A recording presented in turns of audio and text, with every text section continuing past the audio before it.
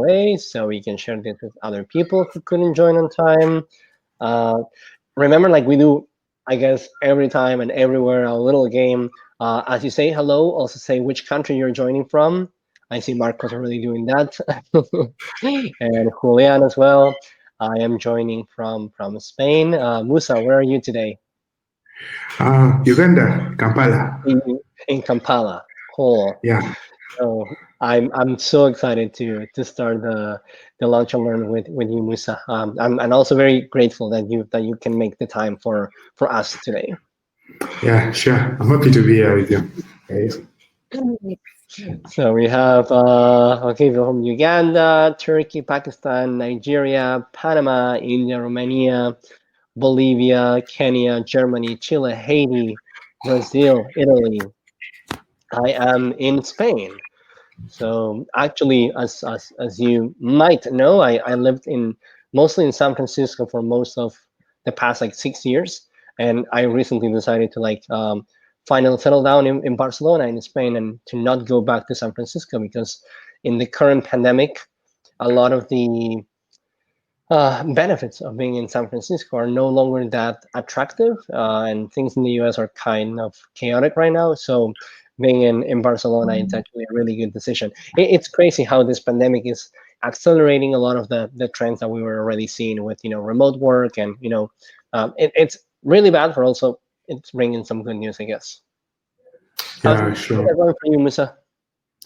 Yeah, so my company is a remote company, mostly for the engineering part. Fortunately, Corona found us already working remotely, so it didn't really affect us so much. Yeah, and the business side, I think they're also working remotely for the most part right now because they're based in San Francisco. Yeah, but yeah, I guess the engineering part we didn't really get affected. Only that we had a few trips scheduled which were cancelled because of this whole pandemic. Yeah. Wow. How is this affecting the people around you in Kampala, your friends, your family? Yeah, we are in a lockdown, but it's being lifted slowly by slowly. Okay. So some of my family members started working again. Okay.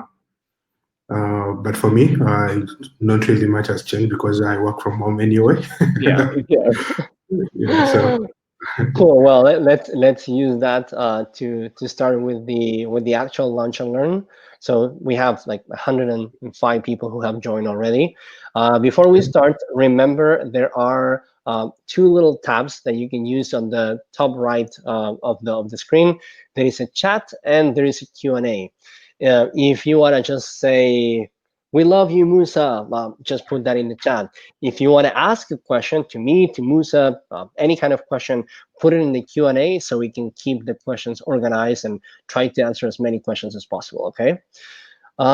Let's see, I think we are ready, and yeah, let's do it. So, well, as I said before, Musa, first of all, thank you so much for making the time to to participate in the Lunch and Learn today. We see a lot of the people who are graduating from Microverse, getting a job, they get very busy with their jobs because it's a real one. So I really appreciate you making the time in your busy day for this. yeah, sure. It's my pleasure to be here. Really. And just for for everyone who join, we have with us Musa Jabbaaru.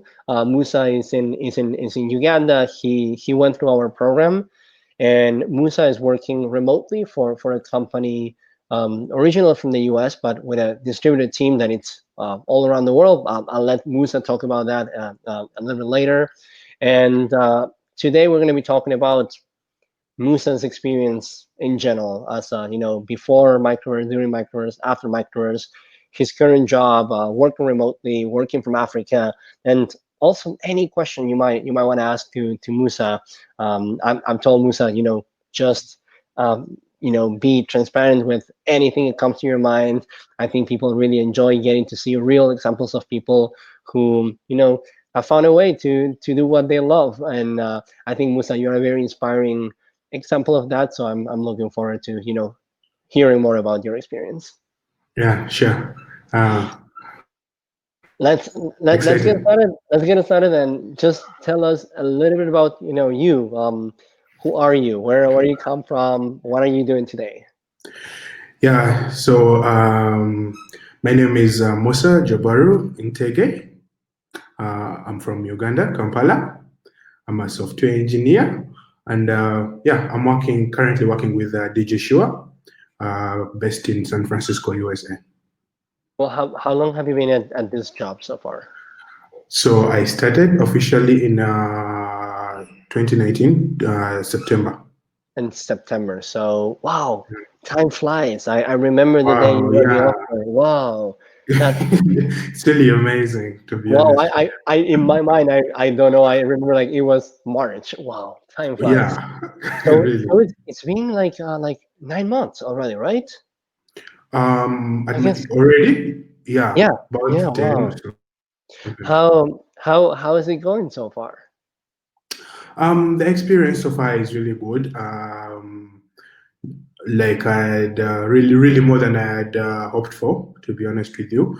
The first couple of months were a bit rough getting used, and because it's really my first real job working for a company, so the transition was really quite something. But yeah, generally, it's been amazing. DigiSure is a nice place to be. Amazing people, and yeah, most of the engineers are distributed, so they kind of understand the whole thing. That's really good. I'm gonna ask you a question that I always ask, which is, did you feel imposter syndrome when you joined this company? Yes, big time actually.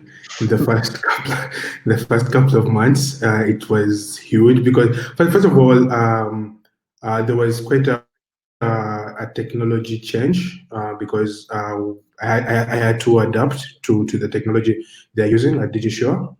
And being a startup, really, when they bring you on, they really need you they need to use you. And I needed to be productive really quickly. So I needed to adapt as much as quickly as possible. So what happened was I felt like I didn't know enough. I felt like I didn't know enough, so I just put in everything I got, and yeah, with time, it really got easy. What is which stack are you working on, and how is it different from what you knew before Microverse and what you learned at Microverse? Yeah, so at Microverse, we basically learned Ruby and JavaScript, React for the front end, and Ruby for the back end. And yeah, Ruby on Rails, to be exact.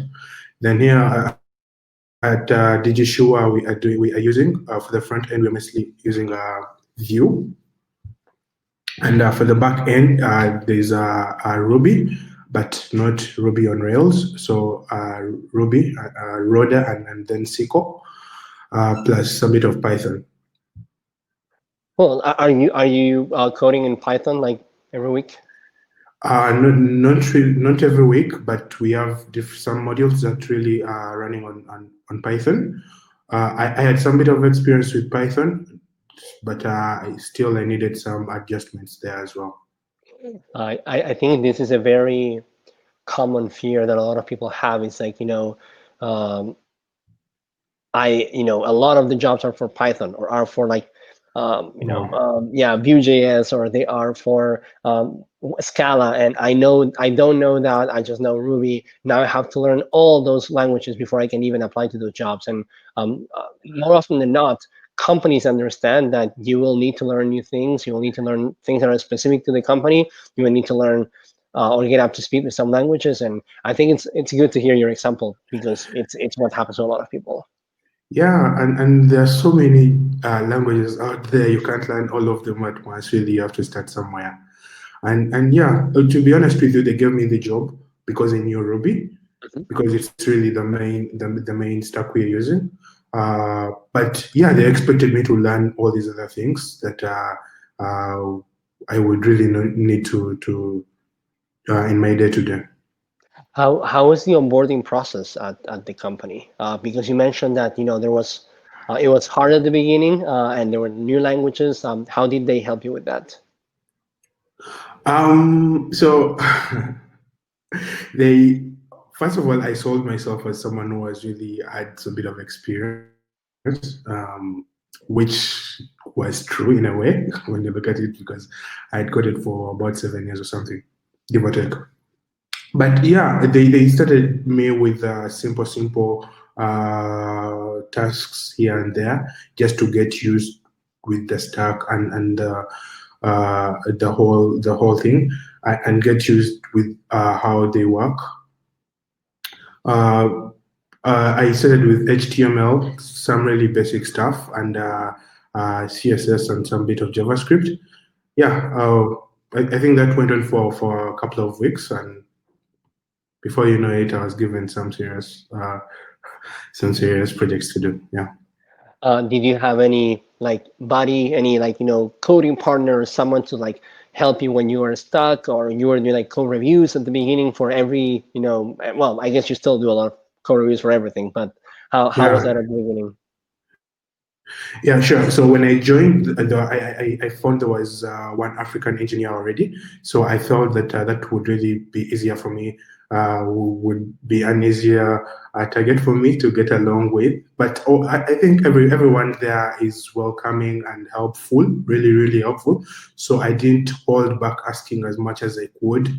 I didn't really assume anything. I asked and asked and asked, and yeah, I really received as much help as I could possibly need, and that way I got along really easily, I would say.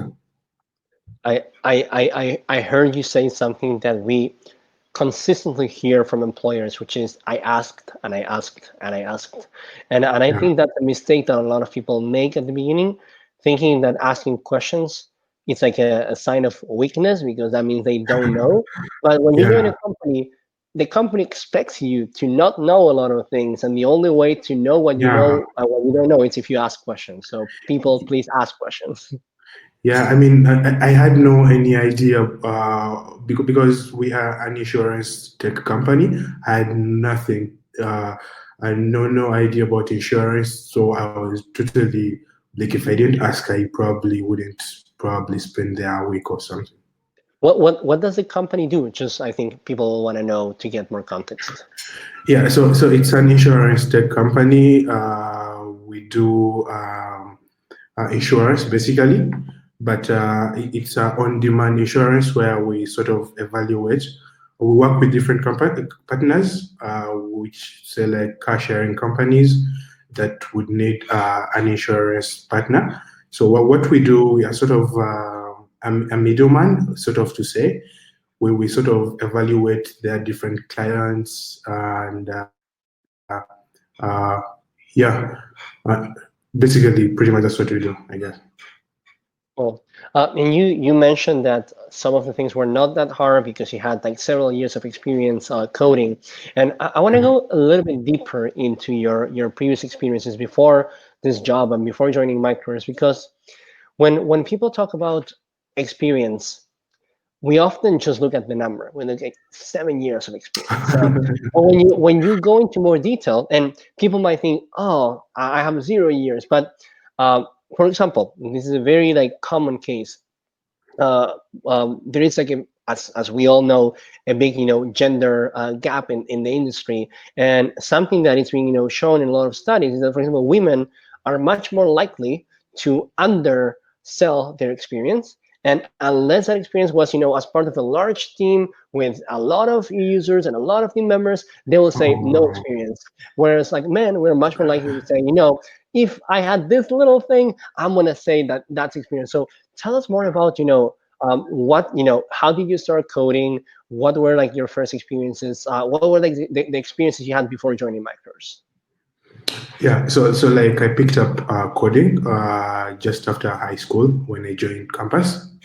This was about in 2012.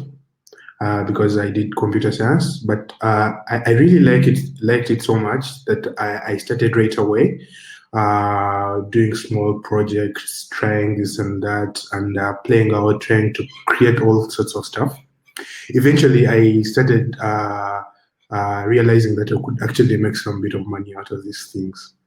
Then I started creating small projects here and there and tried marketing them. It wasn't easy. It was crazy hard. I mean, but yeah, because I was really passionate about the whole thing, I learned quite a number of languages. I started with Visual Basic because it was the most basic. And then C# went to Java. Java was taught at school, so that's where I picked it up from. Then C++, and then yeah, after that, because then I was really trying to create standalone applications, and for after campus, for a couple of years, I started doing that. And then it wasn't really going so well because I mean I wasn't really making a real living out of it. I decided to look out for programs that would actually help to improve on my skill. Before even that, of course, like any other person, I looked out for jobs, software engineering jobs. I didn't want to compromise on that one. I wanted to do a software engineering job, and they were really so hard. Even the small jobs I got, they had nothing to do with software engineering, though they were IT related, but you weren't doing anything like coding or anything like that. So I looked out for programs. I started out. I landed. Someone introduced me to some program called Andela. It's a company that tries to look out for different people who are passionate about software engineering, aspiring software engineers. Even if you have zero experience in it, so I was like, yeah, I have some bit of experience, and I really like this thing. Why shouldn't I join? And what they were offering was that when you join it, you get they give you a contract, a few years where you're guaranteed a job and all that stuff when you go through. Initially, it sounded really exciting, but when I eventually looked into it, because tying me up for about 4 years there wasn't really cool when you really look into it. But yeah, I had no choice. I really had so very limited options. Yeah, I just wanted to do software engineering. I applied. I started on that. While I was doing that, we hit a hiccup, and it was we were put on hold to join the program. That's when I found Microverse, apparently. I don't remember how, but yeah, it was on the internet. Then I read about it, told it. Oh, sorry, go ahead. Yeah, so I told my parents about it. They were a bit skeptic. They were like, "You're already now pursuing this. Why are you changing just halfway through? We thought you were about to." I had actually gotten through Andela, but then it just didn't feel right. And I'm really grateful for that. So Microverse, the fact that we were supposed to pay, it kind of creeps out a bit, where mostly from outside people. So my parents were a bit skeptic. I mean, where are you going to get all this money to pay them, and what if you don't get a job, because it's really not guaranteed anyway. So like when you get done, you're going to be given a job right away. And like, you know what, I'm passionate about software engineering. It's what I want to do, but I won't be able to get a job doing software engineering without any experience, to be honest with you. And this is what I want to do, and I'm willing to do whatever it takes. So with that drive, I joined Microverse. I think in February. We started in March. I was really enthusiastic about the whole experience. I had no doubts whatsoever. So I remember, fortunately, because the fact that they pair you up with different people they're going to pair you with, they're going to also affect your progress and your experience through the whole program. I was really grateful and fortunate that I got partners that really had the same enthusiasm as me. I remember the person I really partnered up with mostly was Kingsley from Nigeria. Mm-hmm. He had the same drive. we could code. We didn't skip a day. We didn't compromise on anything. We would even do extra hours if it needed to be done. So we really went through the project, the program really fast. And yeah, before you know it, I was applying for jobs here and there. And eventually I got one at DigiShare. Cool. Okay, let's go back to a few important things that I think you have mentioned. Well, the first one is you mentioned Kingsley. We have a pending lunch and learn with him, by the way, that we couldn't do a few weeks ago. But there was a question from someone in the Q&A saying, what would you suggest for people living in Africa in zones where the internet is not the best that one could desire or need? But you have the conviction, right? But the tools are like troublesome for you. How did did you have to overcome that? Did you experience maybe Kingsley, your coding partner, having some issues with that? I know we all know that it's a very common in some parts of Africa, and it can be an important roadblock for many people. Yeah, and yeah, I would have to say this is how Microverse now really helped me realize all these other things, because I wouldn't know them anyway if I probably got a job direct. So what happened through the program?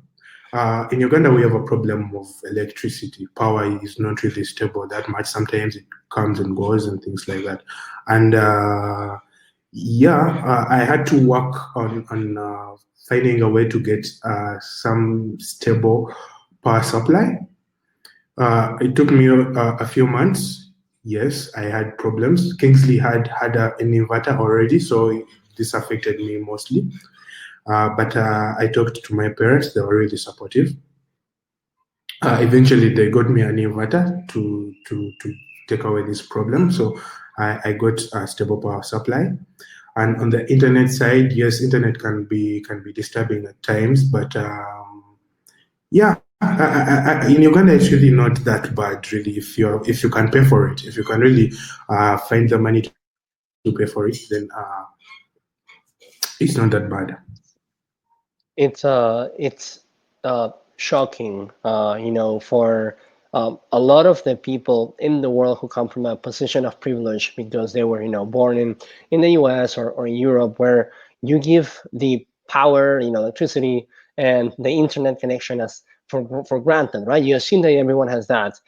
And then in Microverse, we get to see this because we have like a big percentage, I would say like 40% of the student population is in Africa, but we see this in parts of Asia, we see this definitely in Latin America as well.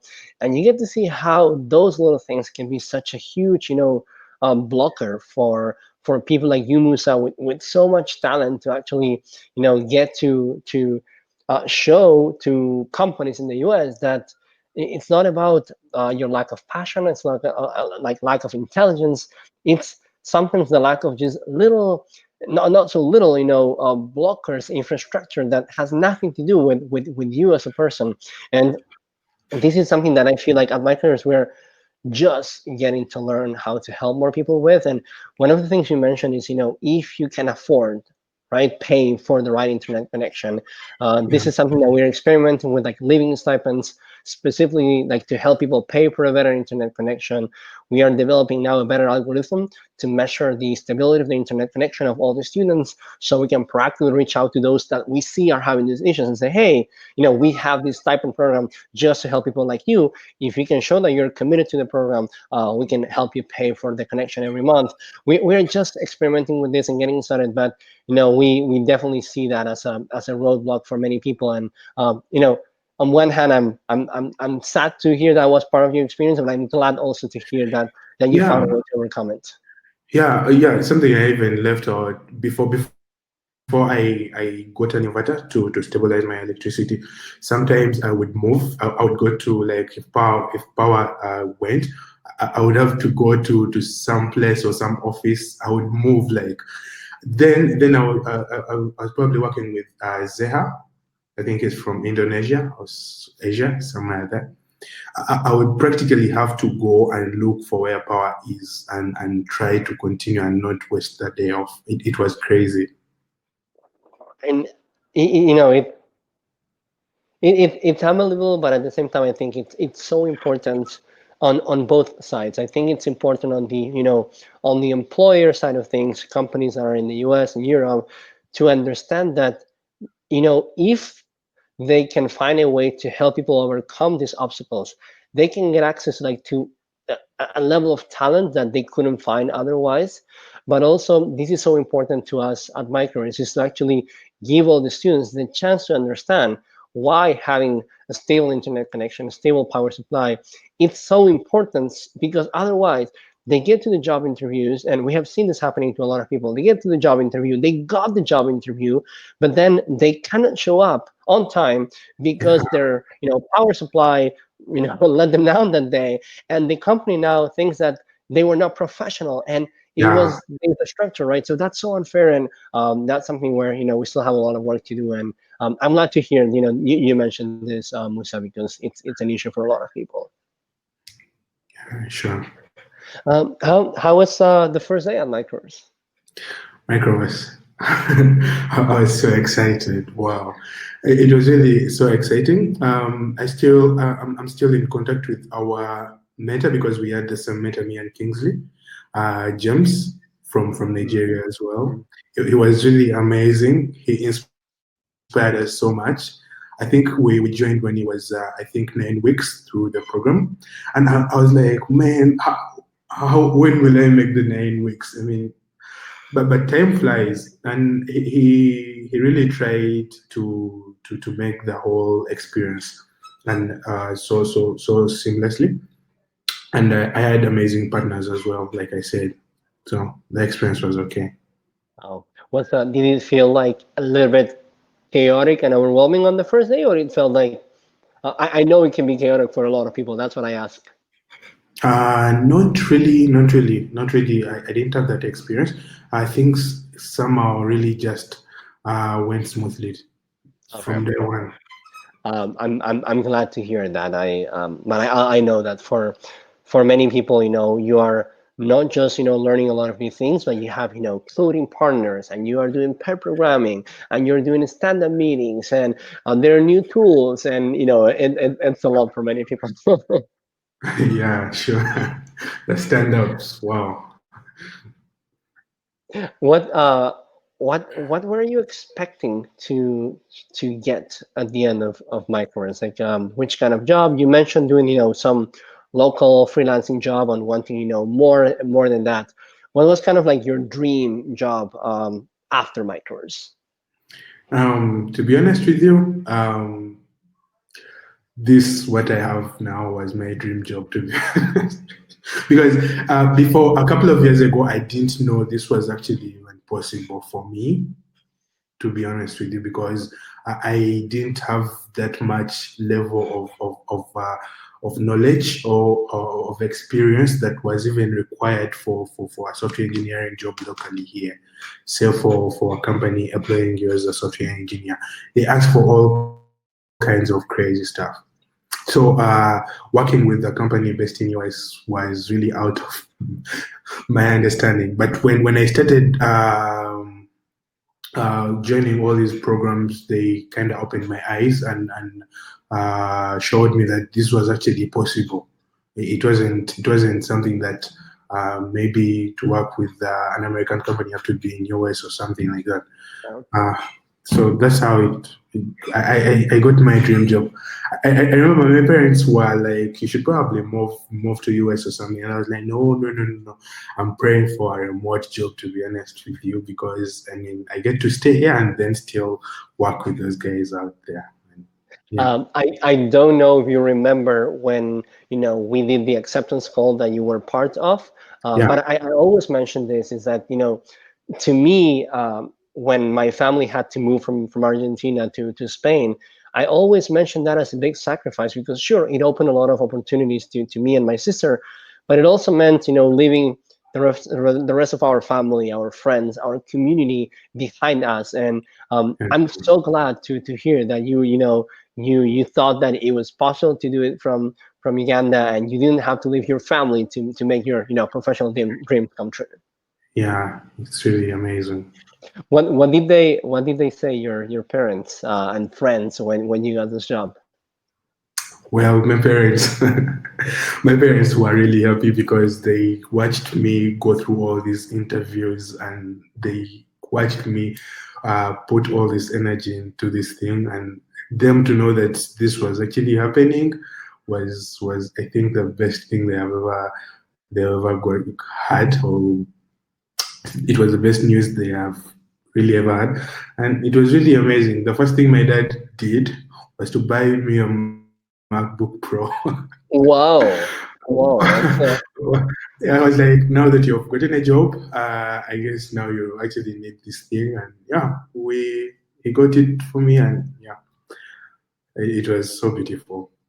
wow. I in like a couple of weeks ago, we did a lunch and learn with Kevin, who is from Kenya and is working at Microsoft. It was a really good lunch and learn. I recommend anyone who didn't watch it to watch it. And I was sharing this anecdote when he told me my mom wants to talk to you after he got the job offer at Microsoft, and I'll never forget the smile of Kevin's mom. You know how proud she was, and I always say if I could get to see the parents or the family members, like the wives, the husbands of the people going through Microsoft when they get a jobs.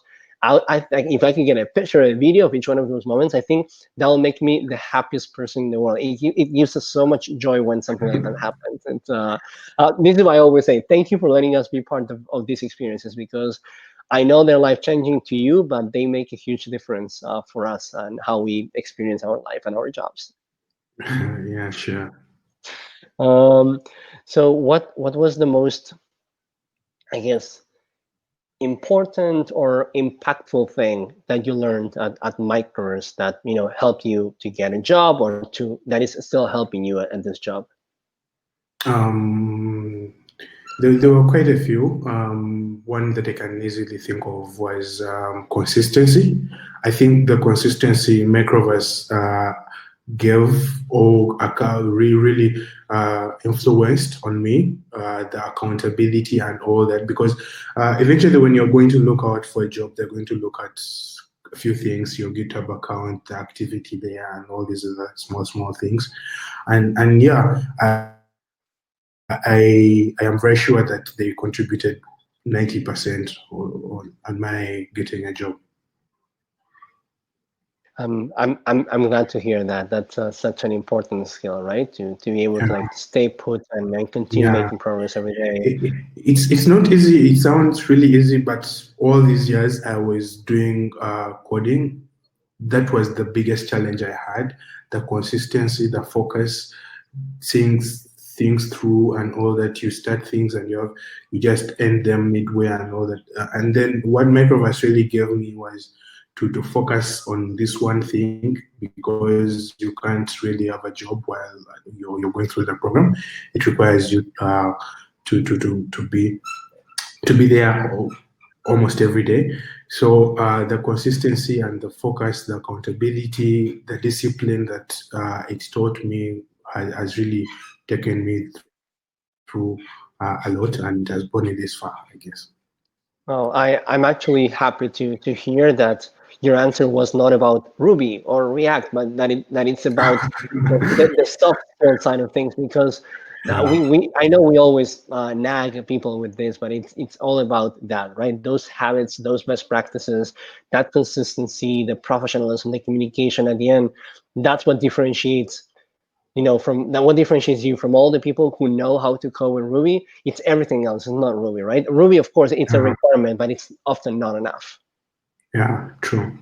And there was just a question from Emmanuel Okello. He was asking, so how many hours do we have to put in daily, and how flexible is the program, given that some of us have to at least do a side hustle job to actually survive, literally, right? How did you experience this on your side? Well, I really had to give up on that. Even before the program, Microverse, before I joined Microverse, I talked to someone and I told them that, I need a small job. I need a side hustle to just keep me going. And then, yes, I can then pursue this dream I have. And they told me, your situation right now is the best you can ask for if you really have a dream to set a career as a software engineer, because you're going to need long hours, you're going to need all the focus you can get, you're going to need to learn as much as you can learn. And that really opened my eyes. When I started Microverse, I just gave up on everything. Fortunately enough, because I don't think everyone would have this, my parents were really supportive, because if it weren't for them, I don't know how I would have finished the program. But even with that, some people fail to commit 8 months to doing just learning and going through the program. It's still a challenge, and it's something you really have to commit to and know that I have to put in all this time if I really want anything to come out of it. Yeah. We always say that our mission is to bring this kind of education to, every corner of the world for every person. But we know that, sure, we have the income share agreement, so at least you don't have to pay up front. But of course, you still have to pay for, food, electricity, internet, Yeah, housing, and many people, we are very well aware of this. Many people can't afford that, even, with their support of their family. And we are aware of this. And same thing as with the internet connection. We are experimenting with living stipends. As we have, students who are graduating, getting jobs, we can show the investors that, hey, if you invest on these people by providing stipends ahead of time, once they get a job, they pay you back, and that, but only if they get a job. So there's alignment of incentives. As we grow, our vision is to be able to eventually be able to offer stipends for internet, or for housing, for whatever it's needed, to anyone who gets accepted into Microverse. So financial issues are never the reason for people to not to join, but we know that that's very hard for many people today. So again, in the acceptance call, I always say that one of the most important things that you need to bring to Microverse that we cannot give you is the family support. And aside of that is financial support, but it's not just that. It's like yeah, your parents have to understand and believe in what you're going through, because otherwise, it's going to be really hard to get them to continue supporting you. yeah, sure. It would really be hard. A lot of people are asking, by the way, in the questions, things about the interview process with the company and how you apply to this. So I'm going to start with the application side of things. Let's see. Let me see, because there was one that was, I think, really good on that. Well, okay, this is a good one. How many projects did you have in your portfolio, in your GitHub profile, before you got this job, and which kind of projects those were that helped you get the job? I can't say for sure that I know which kinds of project that really got me the job, but all I can say, because before Microverse, I wasn't really actively using GitHub, and yes, those are some of the things that I would credit Microverse for. Before, I was just coding and coding. I wasn't putting my work online or publishing my work anywhere. I would just create these applications and leave them on my hard disk, or over time they disappear. You don't know where that went. You format your computer, everything disappears. So all I had was Microverse activity on my GitHub, but it was quite significant, because when you looked at my GitHub, it was showing activity for at least the past 8 months, something like that. And that alone shows that yes, you're serious, and you have some bit of experience, you're passionate about this whole thing. If you're committing every day, that alone is a statement on its own. And yes, I'm not saying that is what they're going to look out for alone to give you the job. You have to go through all these interviews to really show that you know what you're doing. But it's really helpful, I would say. Someone was asking about the interviews. How was your experience in those first initial job interviews? What was the hardest part about them? What do you recommend to someone who is about to start going through job interviews? Yeah, for my experience, I started interviews quite early in the program. I think in Ruby on Rails. they're halfway Ruby on Rails, I started applying. So I was really nervous on the first interviews, and I think it was good I started early because I had to polish out a few things, the confidence and all these other things, the experience of the interview itself. Because usually in most interviews you will get coding challenges before they even give you an ear. They will probably send you a coding challenge, timed and all that. And some of them are crazy hard. I remember my first interview. I tried doing it with Kings. I got these coding challenges, and I told Kingsley, you know what, I have this interview. I need your help. We need to do this together. And because I had zero confidence that I could actually do it myself. But after a while, I was like, you know what, I'm disturbing my friend on this, and there's nothing to it as I am right now because this is on me. I have to, and if I'm going to get a job anyway, I have to really do this. There are no shortcuts. I didn't mind on how many I had to do. I was really grateful for those interviews because I knew each one of them taught me something, confidence or something else I needed to improve on. At least you know when you're going through the program and you're going through it as fast as we did, you sort of don't really gauge your skill or what you're actually learning. Then actually when you are tested, plus also those morning challenges, I give credit to them so much because at least I tried doing all of them and doing them myself. I could see some people who just didn't do them or even tried to wait for our solutions and things like that. But I knew that if I wanted to get better, I needed to face these things and improve where I saw that I wasn't really doing well. Well, that's I'm glad to hear that was helpful, but definitely nothing replaces the actual experience of starting to like face real companies. And Yeah. how many? I'm I want everyone to know this that we haven't prepared most of these questions. I don't know what you're gonna say, Musa, but how many rejections did you have before you got one company saying yes? Oh, so many of them. I even started worrying about it. Will you say we're like more than 10, 15? Definitely, because I applied to so many. But here's the thing: most companies you apply to won't accept, won't even give you an interview. So getting an interview, you should be grateful to that. I mean, that is really a big step. At one point, I thought, what did I have to do to get an interview? And then you start working on different things, your CV, your online presence, all these other things. Then now gets to the interviews themselves, the online, the challenges and all these things. Then, I mean, you keep improving every step you get to, because every step teaches you something and you have to improve. The thing about interviews, I didn't even look at how many rejected me. I looked at how many gave me an opportunity to present myself. Because in the CV, you would probably even put stuff you can't do. But then you're given an opportunity, you're given an ear, then you get to check yourself that actually, yeah, the three companies have been asking for these things. Or in this other interview, they brought up this and I had no idea about it. I should find more, I should learn about it. I should improve here and there and things like that.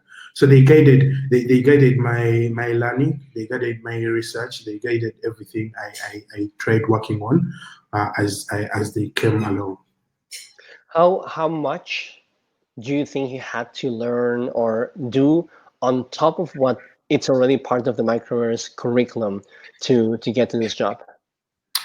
So the thing is, Microverse has this thing, career coaching or something like that. Mhm. But in my time, it was slated after the curriculum.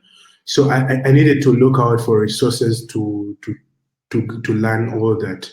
I googled, I went through tutorials and all these other things, how to approach interviews, how to approach coding challenges, how to write your code, how to how to write your CV, how to present yourself basically. And with time, I kept on improving on it until actually a point reached and I was getting 3 interviews a week, 2 interviews a week, and it was crazy. And I just felt that now this is happening. You feel it. At one point, things are happening because even when I was getting this job offer, I was interviewing with 2 companies, and I was, I think, on the third stage. It was all promising. So I think with time you just keep on improving. The only drive is the enthusiasm you have approaching this whole thing, and also finding the motivation, because you will get demotivated by so many different things. Companies will not take you on, and you'll feel like this won't happen really, but it eventually happens. To be honest with you. How many jobs did you apply to? Do you remember more or less? Was like, 20, 50, 100, 200? There were really many, because I was really free flowing on it. I just applied, I activated job notifications, so I was really applying to every one of them, everyone that had a slight attachment to what I was doing. So anything that had Ruby, I was interviewing, I was applying for it. JavaScript, React, all these things we were learning at a Microverse that at least I had an idea about. I was just applying for all that. Were you looking at things such as, if the job offer said, we only take people who are in the American time zone, or we only take senior people with more than 5 years of experience? What did you do in those cases? I didn't really mind about those ones, to be honest. I mean, because 80% of the jobs out there, they're going to say we want experience of 5 years or 10 years. We need you to know all these technologies. But really, in most cases, even in the interviews, they don't ask half of those things. So I really didn't mind, and the fact that I wasn't giving the job to myself, I just applied, and whoever replied, that was a good sign. Yeah, we always tell everyone, don't let that discourage you. Companies will say what's their ideal thing, but they will often not end up hiring, the ideal person, because they know that's impossible. They want to get as much of that as possible. And so many people miss out on opportunities because they let that discourage them. Um, let the company reject you. Don't reject yourself, right, from the company. Yeah. Yeah, that's really a good one, and it helped me as well. How so? You mentioned that while you were in the program, you couldn't get the help from the career coaches because that's at the end of the program, and you started applying earlier on. And I wanted to mention something about this and ask you a question about this. So we always tell people to not apply to jobs while they're in the program, even though we know how tempting that is, because applying to jobs, it's very, very, very distracting. It can be if you start like interviewing and you have your coding partner who depends on you, then you cannot join because you have to show up for the interview, you have to like practice and all of that. But at the same time, we know how tempting it is, and we know that many people can get really good jobs even before finishing. So lately, we have started structuring some of that, coaching and guidance way earlier in the program. And so now we have the professional skills curriculum where you start preparing your resume, your portfolio, and all of this. And we have a new like metric that tells us, which percentage of the students who got a job before finishing the program, how many of them got to talk to a career coach. And we're trying to get that number to 100% because we want to make sure that every student, even if they got a job while in the program, if they got an interview or something like that, we want to make sure that they know that they can still reach out and get a conversation with a career coach to help them. So you don't have to go to what you have to go through, which you have to do all of that research by yourself, right? Yeah, So sure. my question for you is, how did you manage the distraction side of things of doing all these interviews and all these job applications while you were in the program? So, in my experience, I think the distraction wasn't really there so much because I used to do this applying at night. because I mean, in the program I spent almost most of the time on the computer. But the only challenge I think I really got was the discouragement. At one point where with all these rejections that come with the applying, because when you're applying, you're going to be rejected. And then when you're in the program and you get all these rejections, you start now doubting what you're actually doing. You start doubting yourself. You start feeling that you're not even getting any better, or this won't work out at all. So that was the biggest challenge, finding the motivation to carry on and finish the program, because I got even a job before I finished. But I made sure I told them that I was committed to something. I was engaged. I couldn't accept the offer until I finished. And in my estimation was that by September I would have finished, based on the projection. So the biggest challenge was the motivation and the discouragement you get from the rejections. From you apply to 10 companies and you don't hear from any, and you like, man, really, will this even happen at one point? So that was the biggest challenge.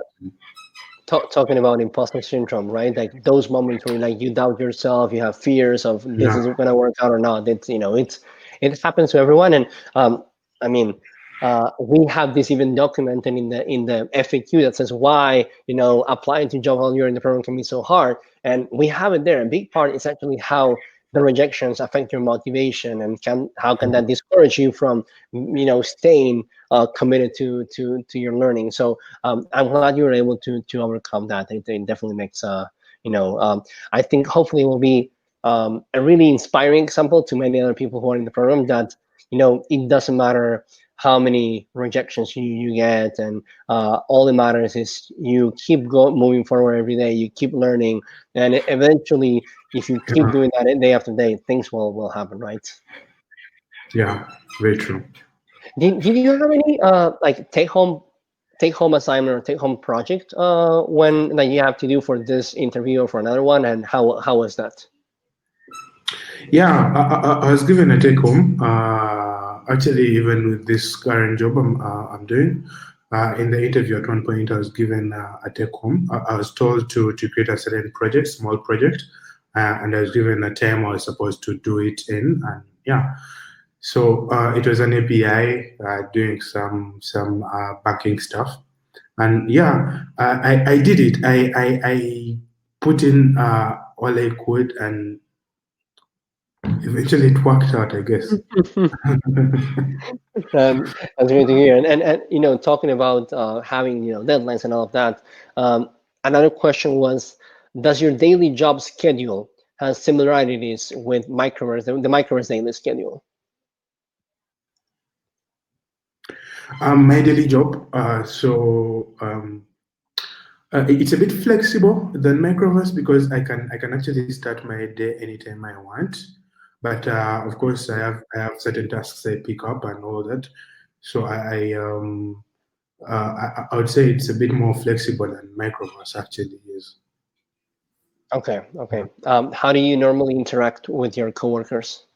Yeah, via Slack. We use Slack. Slack. So yeah, so we are always in constant communication. Sometimes if we need to like reach out for a video call or anything, we do that. But we are always in constant communication on Slack. I mean, the whole company, the engineering team, and yeah, are always in constant communication on Slack, and even One email. how like one thing that I think some people believe is like, well, when you get to a job, you're going to have a coding partner that you're pair programming with the whole day. That's something very unique about Micro. It's not about most of the jobs. But my question to you is, how much of the consistency that you were talking about before, which was one of the main things you got out of Microverse, happened because of this, strict schedule and working with your coding partner and your stand-up team? Yeah, because here is how it works. You're supposed to show up at a certain time, and you're supposed to work in a certain period of time. So that alone, that forces you to be accountable to first your coding partner, because they can't show up and you don't show up. and then you're supposed to do things in a certain period of time. So that gives you a certain rhythm, and it gives you a certain habit that helps you go through it. Mhm. Makes things really much more easier, I would say. Yeah, yeah. No, it's funny on the company side, right? All the team members of Microverse, we work really hard for everyone to have as much flexibility as they can. So sure, we have meetings here and there, but everyone can start working at any time they want, and everyone is responsible for their own schedule.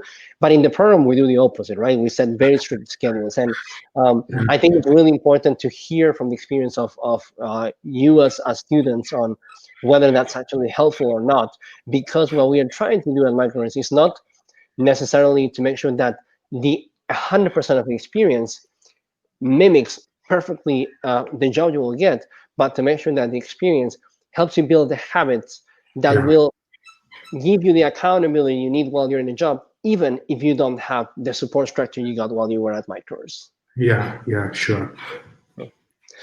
So another question here, which I think is really good, is you spoke about having a computer science degree.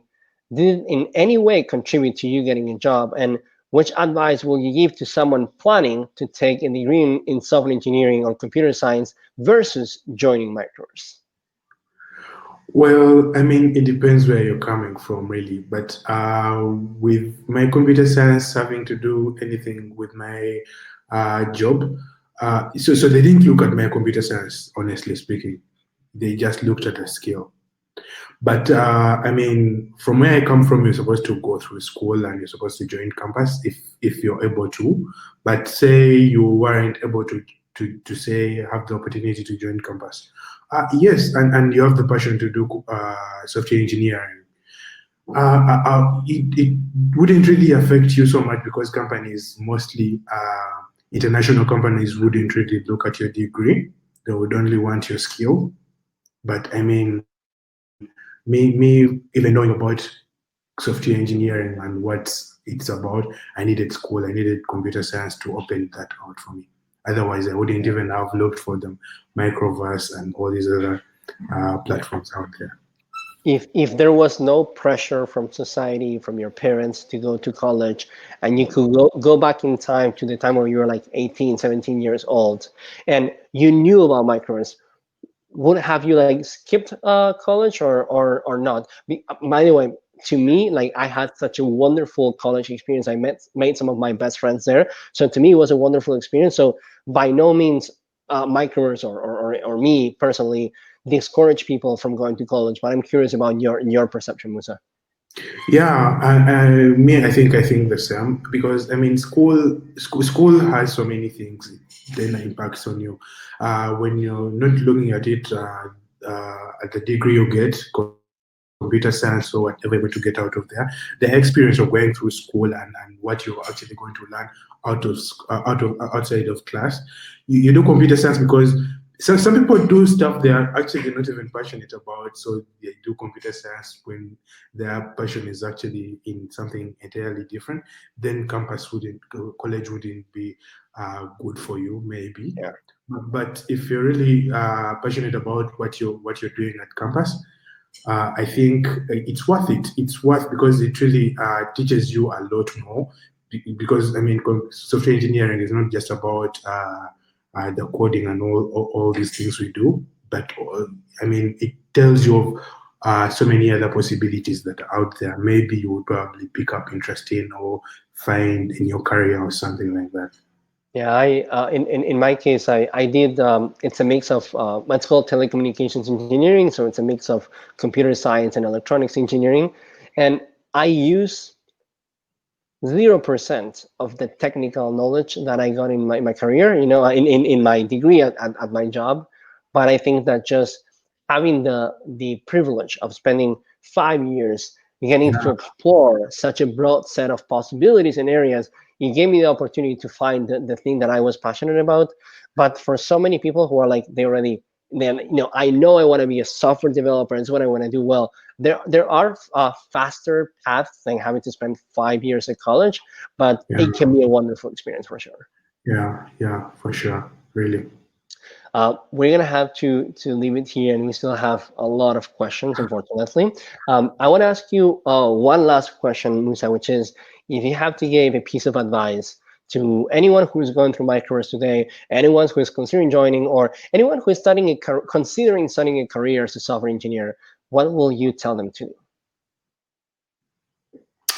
I mean, first you have to know that you're really passionate about this thing because it really demands, it would demand most of your time. If you're not passionate about it and you're just looking for the money you have in your mind that you probably make out of it, I think it would really be hard for you because they're quite a bit you have to really go through and learn and all these things. But if you know you're passionate about it, it eventually happens, and you just have to keep putting in the hard work and being optimistic, being enthusiastic, and loving it. Because when you love it, you would probably do it every day and keep improving, learning as much as. I mean, there is no limit to learning. Me myself, I'm still learning. I mean, you literally learn every single day, so it's not any different that when you get a job you stop learning. You actually do more learning then, because now you're actually implementing stuff that is actually used. But I mean, it's just about, it goes back to the passion you have. If you're sure that this is a passion you have and you're not just looking for money, that maybe these software engineers make this much or anything like that, then it's worth it. And it eventually happens, though you sometimes go through some hurdles that you have to accept to go through, apparently. Thank you so much for sharing that. I think that applies to like everyone, regardless of whether they want to do software engineering or not, to just follow your passion. So thank you, Musa, for sharing that piece of advice and for sharing all this, things that you have shared with us. I'm looking at the comments in the chat, and I see people being very excited and having a lot of other questions. So something I always ask is, Musa, if you want to share like your GitHub URL or your Twitter, if you have a Twitter, and maybe people want to send you a message with questions that they couldn't ask here, up to you, but at least can be an opportunity for you to connect with each other and just follow Musa's journey, which it's not just getting started, because we have quite a few years of showing your passion, but I'm sure you're going to be doing great things in the years to come, and I'm really looking forward to seeing that path. I guess, Musa, you're putting the links in the chat, correct? Oh, let me put them in. Let me just get them. If you want, note to myself is to ask people participating in the Lunch and Learns if they want to share this ahead of time or not.